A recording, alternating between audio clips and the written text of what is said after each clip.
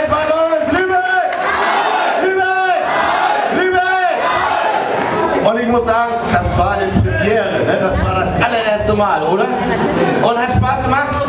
Ja. Sondern einen Applaus! Ganz alleine und zum ersten Mal. Super gemacht. So. Bevor Per wiederkommt, wie alt bist du? 6 Jahre. Super Sache! Applaus und raus! Halt! Halt! Wir haben hier eine Hand. Jacek, komm her, mein Freund. Jacek. Ich hab Jacek gedacht, Leute. Ja, Klugscheißer.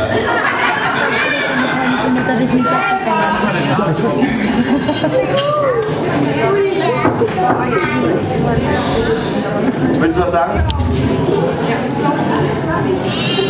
Also ich möchte dir meinen Stadtjugendprinzipien geben, weil ich fand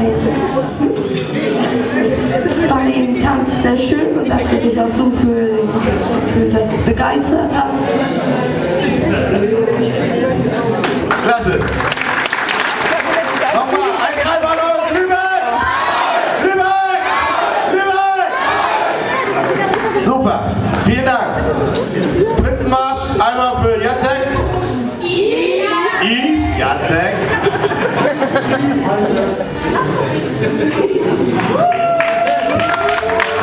Endlich geschafft, wenn er auf den ganzen Abend drauf gewartet ist. Den ganzen Abend hat er darauf gewartet, aber er hat von vornherein gesagt, alles was schieflaufen sollte, das wurde auch Genau, das war so ein Plan. Also...